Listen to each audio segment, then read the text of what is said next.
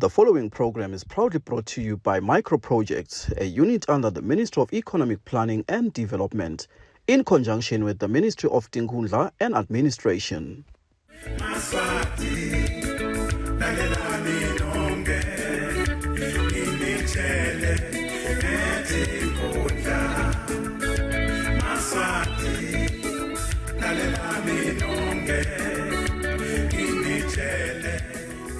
Asinivusela amaswahla amahle esihlelweni Sive Siyatfutfuka libito lami nginjoni ngokaPhileza Sibongo ngiyathemba ukuthi niphilile amaswahla amahle kuphina kuphi lapho kusakato wakithi Eswatini TV usithola khona sitokhulumisa ke indaba yentuthuko ngaphasi kwalo ke lihlelo lokuhlelo lolubuka ke intuthuko leyenteka emimangweni lapho kuhleli khona ke eMaswati ikakhulukazi ke sinaka inkundla ngenkundla ukuthi singabe vele iyadithola intimali kuhulumende welive lengonyama kusekela ke inhlelo zentuthuko kuleyo indzawo. Lala sikhona khona ke maswahla amahle namuhla sesibayeni logic mathapha lapho khona ke Ministry of Economic Planning and Development neliphiko lwayo ke Microprojects batowethula ngalokusemthethweni ke umsebenzi wabo ke wekwakha ke emabhloko lalenga ke emoyeni phecelezi botebetebe inhloso yalo umsebenzi ke maswahla amahle kukhombisa ke Sive nekwethula nje esiveni ngalokusemthethweni kukhombisa ukuthi ingabe kungakanani ke lo sekwendekile ke kulokhambelana nalo msebenzi uhulumende welive lakangwane ukhiphe imali lengu 41 million kuhlanyela ke lamabhloko lalenga ke emoyeni velonke ikakhulukazi ke ngenhloso ekhombisa ke Maswati ukuthi lapho bekade kunesidingo sekuthi ke Maswati ayamida ayaqhwila ke befilene Sive ke sikwathi ke ukuthi sesengakhona wewela kalula tawuthola ke inkulumo kanye ke nalokunye lokutawendeka lalo kufaka ekhathi ke mabhalane lomkhulu ke walo ke lidingo ke letekuhlela umnotho nentuthuko Sive bona ke baka Microprojects kanye ke nomsakazo Eswatini TV nanawo ke lo ingcenye yalo msebenzi okukhombisa ukuthi ingabe vele mbambamba kwendekani etinkundleni.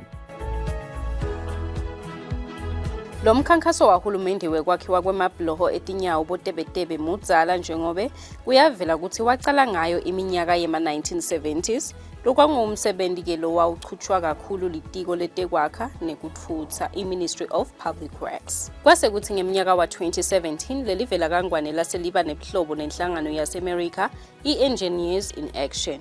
Leya kukhanza kufanele ukuthi itimbadza kanye nawo umsebenzi wekwakhela lelive bona botebetebe labasezingeni. Njengoba kuthiwa labo tebetebe labakhiwa ngule nhlangano bangayithatha iminyaka lenge-15. Kulo mcimbi ke wekuphakanyiswa lokwakhiwa kwabotebetebe tikhuluma itafaka ekhathi umcondzisi waka Microproject umnumzane Sibusiso Mbingo. Microprojects luphiko lwahulumende lolwanikwa ukuthi luchube lo msebenzi wekuletha intuthuko lekhonsako longephansi kwelitiko lwaka Economic Planning and Development. Letinye tikhuluma itafaka ekhathi nalo wakhulumela tinkhundla letitozuza kulo msebenzi lokwaba ngulo beka ngumhlonishwa One Boy Zikalala. Zathe Sibongile Mathebula nguye lobuke kusebenta kwalenhlangano yaka Engineers in Action lapha Eswatini. Utvumisa kakhulu ke hulumende ngekubambisana nalenhlangano yakhe yaka Engineers in Action. Uthi lokubambisana kulokwakhiwa kwalabo tebetebe laveni kwacala ngeminyaka wa-2017. Uthi lenhlangano yakhe yaka Engineers in Action kwanyalo seyakhe botebetebe labali-16 kanti uthi kulo mnyaka lona wa-2023 kutokwakhiwa botebetebe labasithupha kungetela kulaba lesebavele bakhiwe. Yeah. Engineers in Action is very committed to continuing to develop this country and committing to build additional bridges each year. So we have a really strong foundation of our partnership with Microprojects and the Ministry of Economic Planning and Development. So this year we're building 6 bridges. We hope to continue to increase the number each year so that by 2030 we're building 10 bridges annually in country.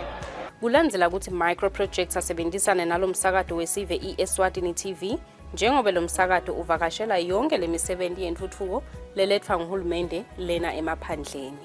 Umethuli walo ke lolu hlelo Sive Siyatfutfuka umnumzane John Perez wase unikwa lithuba lekuthi achazele bafunzi ngalokufundile ikakhulu ngako kwakhiwa kwalotebetebe.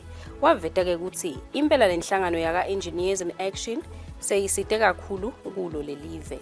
We are traveling to all these different tinkundla or community centers where we follow these projects to see if how much money has government allocated to these different projects. We have traveled to, I'm sure, about 35 to 40 now since the project started, because we have about 50 of those. And mainly we have partnered with micro projects because they are the implementers of these projects after government releases the funds to implement these projects. And mainly these projects include infrastructure in the form of building schools, teachers' houses, improving road infrastructure. Clinics mainly have been built throughout the country. And the government also releases money to start income generation projects where the communities are given grants by the government to start savings and credit cooperatives with the aim of creating sustainable income generating projects. And the goal there is to make sure that the people of Eswatini, especially at grassroots level, are able to start sustainable projects that generate employment so as to also try and eliminate the problem of unemployment in the country. It is a wonderful project because there you see a lot of Emaswati coming together at grassroots level where community members come together to decide what type of projects they are looking for.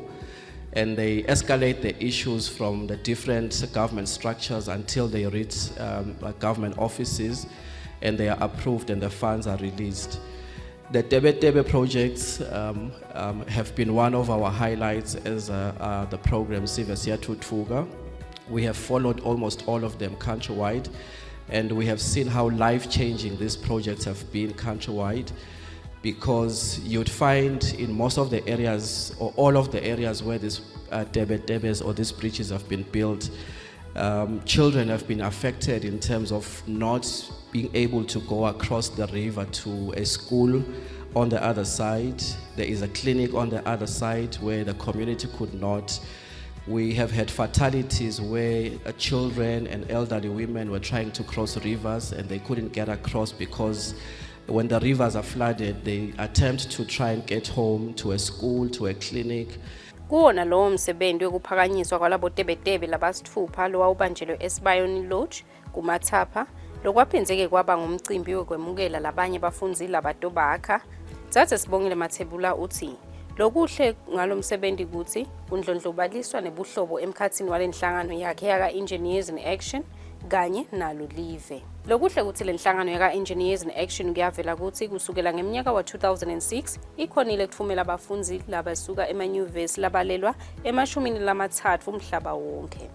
Lapho kuvela ukuthi botebetebe bakhiwa emaphandleni babalelwa ekhulwini njengoba bakhiwa emaveni lahlukahlukene. So we have been partnered with the Ministry of Economic Planning and Development through the Microprojects Coordination Unit since 2017. And since then, as of 2022, we had built 15 bridges and we're building an additional 6 this year. So by the end of 2023, we will have built 21 bridges in the Kingdom of Eswatini, which is pretty incredible. We have been growing, as you can tell by those numbers, each year, for which we're very grateful. And a lot of that has been on the foundation of the training that we've done at microprojects and the very deep in-country collaboration that we have.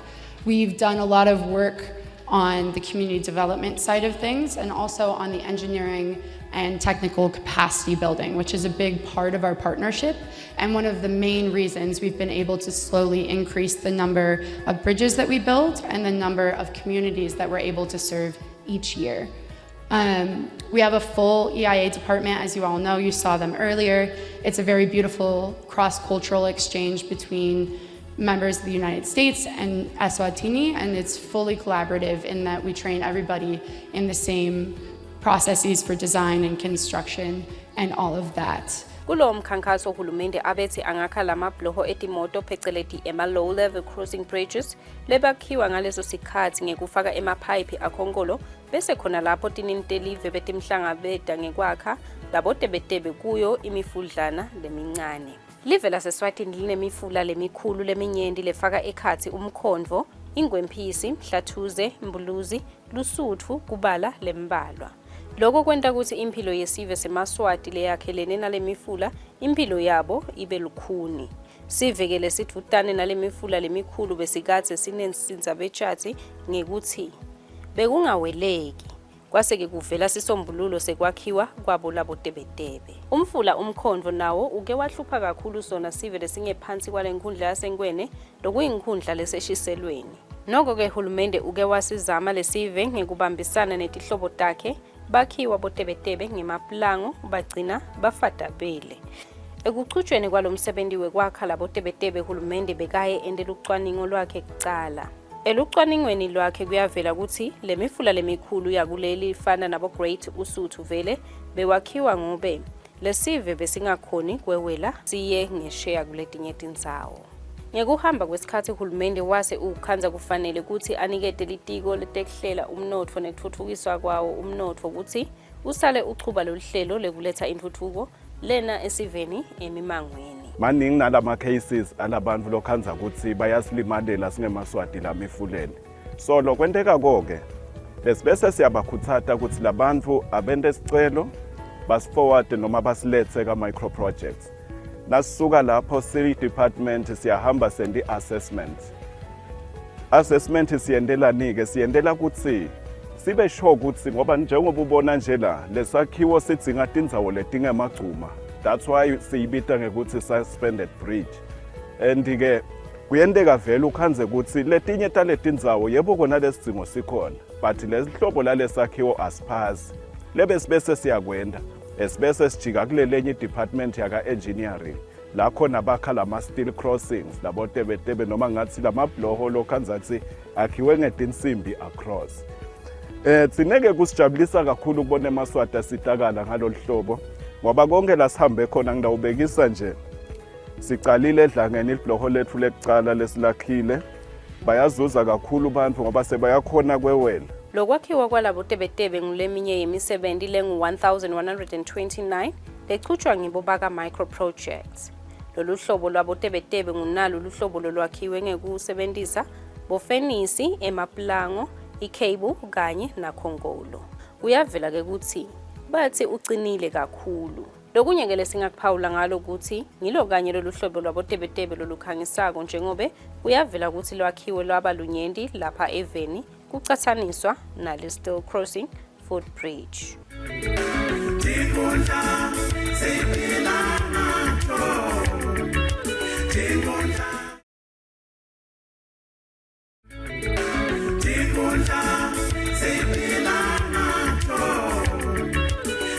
Umphathi waka micro project umnumzane Sibusiso Mbingo uthumisa kakhulu uhulumende ngekubambisana nalo litiko lakhe ekuchubeni lomsebenzi wekuletha intuthuko lekhonsako emimangweni.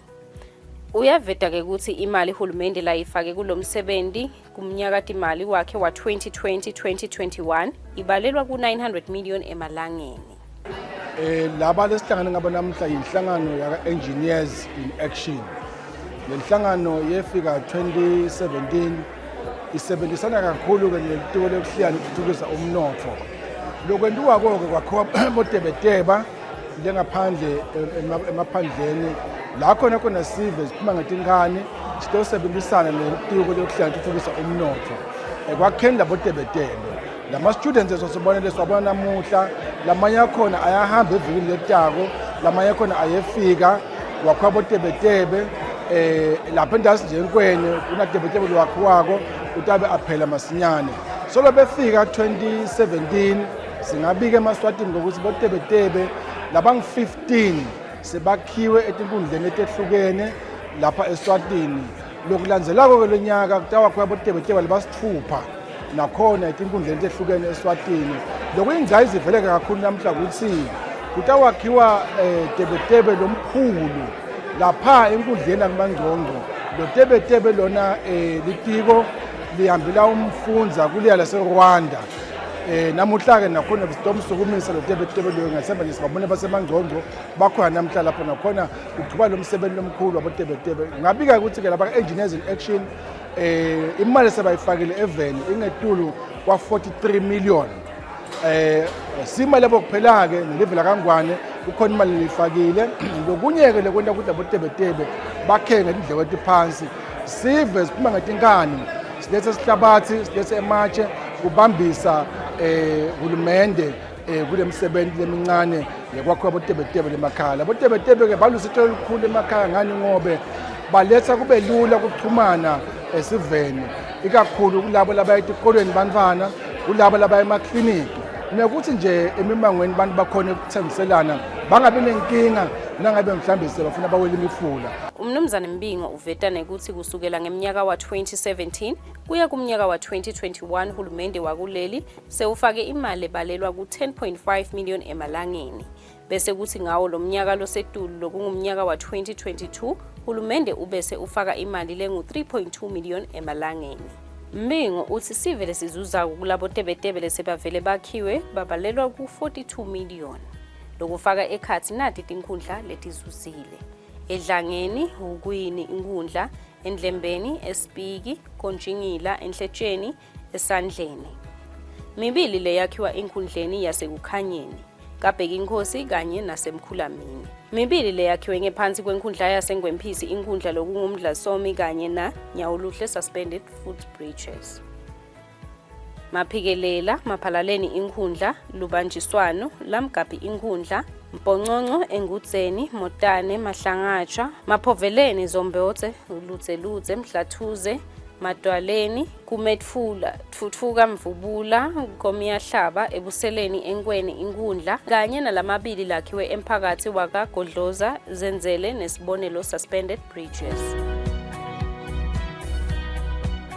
Mapalane lomkhulu etiko letekuhlela umnotfo nentfutfuko make Thapsile Mlangeni wabonga kakhulu lobudlelwano lobukhulu lobukhona emkhatsini wakuleli kanye nayo inhlangano yaka Engineers in Action yaseMelika. Enkulumeni yakhe waphinze wabongela bonjiniyela baka microprojects labatfola litfuba lekuthi baye event laseMelika bayoceceshwa ngato tindzaba tekwakha botebetebe. Nasikhuluma nje ngale msebenzi lebesikhuluma ngayo le kwakha lamabloho lemakhaya. Nale sive sikhona, siyaparticipate. Imaterial letfolakala la ndzaweni njengematshe netihlabathi naboyini. Konke kuyasonzetwa lapho, kusonzetwa ngile sive. Ukhanze ukuthi sekuyasida ke ngeke sisaqasha athi bantu abakhiphe imali yokuletha umhlabathi nematshe nakonke lokho. Nabo bathi lokuthi le ntuthuko ingeyabo. Ukuze ibe ngile khonsako because we talk of sustainable development. Sifuna info letawusala bakhona abantu ukuthi nakekelela bona noma lalabasita kubangasekho. We talk of inclusive development. Sifuna ukuthi kube delo sala ngaphandle makuthuthuka live. Yingakho nje kusebenta kwethu kuhamba kufike nale makhaya kubuka ukuthi idzingo yini.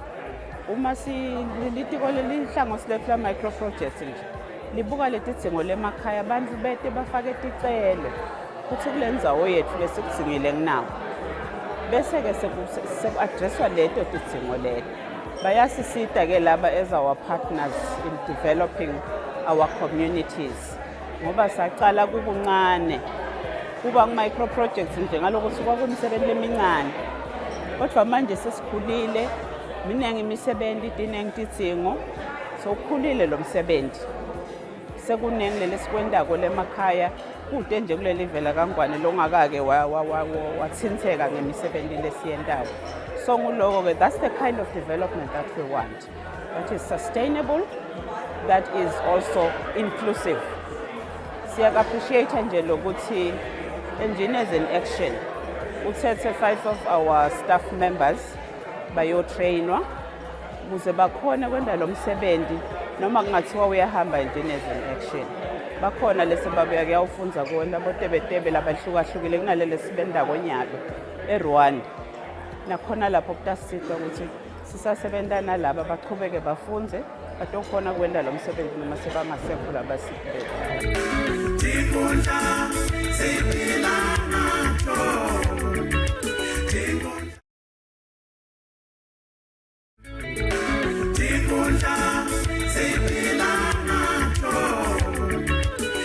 Ilunga lephalamende lenkundla yasemangcongco umhlonishwa 1 Boyzi Kalala lowakhulumela dona tinkhundla letahlomula kulolu sito naye wavakalisa kujabula kwakhe lokukhulu ngalo lolu sito lokwakhelwa botebetebe lathi bese bavele babhekeke ngalabofu. Sitsinga kakhulu ngoba sivele siningi lapha kunalomfula umlambo la khona bangakhoni kwewela labantwana nase kusehlobo ungagcwala lo mlambo longesheya ngilongesheya nalama bridge lesinawo lapha amancane sibonga kakhulu nje ukuthi sithole ibloho lelingangalo lisasasa likhulu kwenta lo msebenzi na ungabuka kube basifuna isihlabathi lesinganga nga 80 trucks nyalo lesihlabathi sesisendile sive sesihlanganisile waphindza wabuthwa nematshe basithembisa laba ka micro project ukuthi asale simanyalo simele lokumhla ka1 la khona batawufika khona labo mnene uqale lo lapha khona sibulale emabhodlela sibulale nemashongololo emsebenzini lomhle kangaka nami ngiyatibongela nje ukuthi in my time in officeini ngisasehhovisi ngithola umsebenzi lomhle kangaka ngibonga kakhulu etikweni nakuto tisebenzi taka micro project. Kuyavela ukuthi labanye balabonjiniyela labachamuka eveni lasemelika kuyo enhlanganweni yaka Engineers in Action nabo bathi bakujabulela kakhulu kutimbandzakanya nalo msebenzi wekusita eMaswati. So I've had the opportunity to work on 2 of these wonderful bridges with the EIA and with micro projects. And it's always a wonderful experience to go into these communities and live with them for 6 to 8 weeks at a time and just get to meet everybody and really become immersed in the culture. I am studying to be a mechanical engineer in the United States at the University of CU Boulder. So this is part of my experience and my ability to learn and grow as an engineer. And there's so much guidance here through EIA and through micro projects. They've got a ton of engineers that are always there along the way to help us and to make sure that we don't mess up anything. But it's just so wonderful to be part of such a great team and to be so involved. And I've had the honor of getting to help design this bridge and see it come to fruition. I'm super excited that we're in our closing stages and we'll get to put this into service. And it's been amazing living with the community who will be using this bridge through their daily lives. We're crossing a very large river and I'm super excited to see everyone cross it for the bridge ceremony. It'll be an amazing experience. Lomunye wabonjiniyela basemelika wesifazane Dzadze Oliver Damen lobitwa ngakhanyisile myeni longu project manager and industrial engineer naye uthi ujabula kakhulu ngekuthi avakashele leli laseSwatini ekutimbandzakanyeni nalomsebenzi wekwakha bodebedebe uthi ujabulela nalendlela eMaswati labaphethe ngayo. I've been in Eswatini now for a little over a month and I love it here so much. It's beautiful and the culture, being immersed in it is just amazing. I don't think, although we're here building a bridge and technically we're working. Dzadze Sibongile Mathebula uthunyiswa kakhulu ngale misebenzi yekwakha labodebedebe njengoba bathi ngaphambi kwekuthi labafundi bede lapha eSwatini baye bafundziswe ukukhuluma lulwimi lwesiSwati cishe inyanga yonke. Baphindze bahlaliswe emimangweni lapho kuchutshwa khona le misebenzi bahlale nesive baphile impilo lephilwa ngiso. Ngisho nekudla kwesindvu. That's one of the most beautiful things about our program is the way that there's a cross-cultural exchange and learning experience because these students don't just come for a short period of time. They live for at least 6 weeks full-time in a community and they share their cultures with each other. They learn Siswati, they speak English, they play games, they do dancing, and it's a really beautiful way for people from around the world to share what they've learned and their expertise because everybody has something to offer there and the students learn as much, if not more, from the communities that they work in than sometimes they're able to give. So it's a beautiful cross-cultural exchange and it's really lovely to see everybody's crying at the end of the project. They don't want to leave and we have people who come back every year just to be part of it. So it's a really beautiful exchange program. I don't think I'd ever be immersed in culture so much traveling anywhere else. We get to live in the homestead with our family and I've learned to cook with the mages.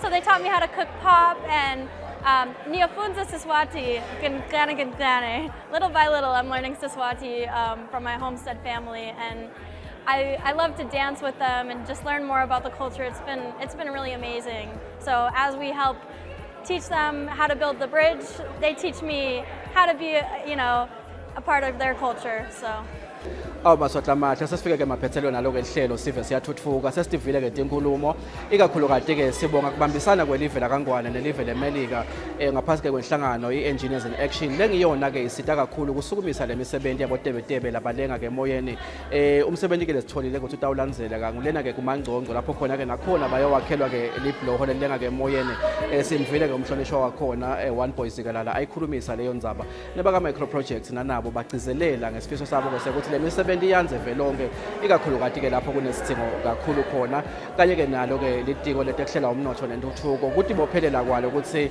liyafisa ukuthi eMaswati aphile ke impilo lengcono sesifike ke maphethelweni Maswati amahle lo ke lihlelo Sive Siyatfutfuka bengathi ngihamba ke nabheka imazibuko nanothando masilela kanye ke nalakhiwa kaMngoma eTolo losithathela dona ke itithombe sathemba ukuthi Jehova uyasigcina sibonane ngalokudako siphilile nisale kahle